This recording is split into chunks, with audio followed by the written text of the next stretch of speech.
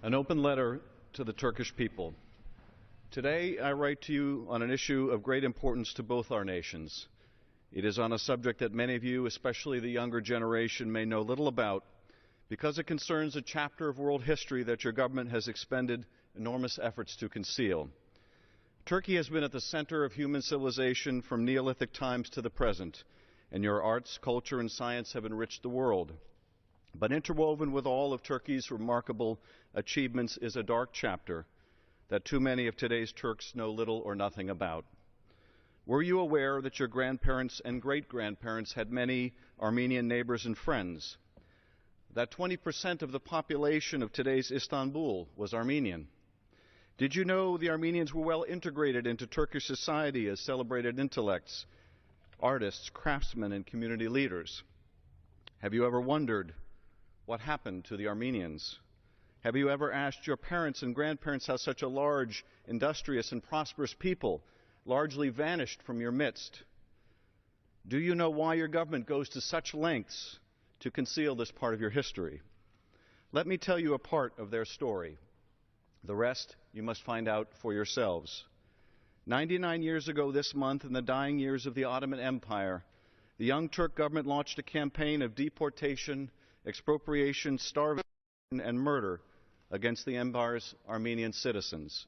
Much of the Armenian population was forcibly removed to Syria, where many succumbed during brutal, forced marches through the desert heat. Hundreds of thousands were massacred by Ottoman gendarmes, soldiers, and even their own neighbors. By the time the slaughter ended in 1923, 1.5 million Armenians had been killed in what is now universally acknowledged as the first genocide of the 20th century. The survivors scattered throughout the Middle East and the wider world, with some making their way to the United States and to Los Angeles. It is their grandchildren and great-grandchildren who I represent as a member of U.S. Congress. Theirs is a vibrant community, many tens of thousands strong, with schools, churches, and businesses providing a daily link to their ancestral homeland. And it is on their behalf that I urge you to begin anew a national conversation in Turkey about the events of 1915 to 1923. As a young man or woman in Turkey, you might ask, what has this to do with me? Am I to blame for a crime committed long before I was born? And I would say this: yours is the moral responsibility to acknowledge the truth and seek a reconciliation with the Armenian people that your parents and their parents could or would not. It is an obligation you have inherited, and one from which you must not shrink. For though we cannot choose our own history, we decide what to do about it, and you will be the ones to shape Turkey's future. At the end of World War II, Germany was a shattered nation, defeated in battle and exposed as history's greatest war criminal. But in the decades since the end of the war, Germany engaged in a prolonged effort to reconcile with the Jewish people, who were nearly exterminated by the Nazis during the Holocaust. The German government has prosecuted war criminals, returned expropriated property, allied itself with Israel, and made countless apologies to the victims and to... Most important, Germany has worked to expunge the cancer of dehumanizing bigotry and hatred that gave rise to the Holocaust. This path of reflection, reconciliation, and repentance must be Turkey's path as well. It will not be easy.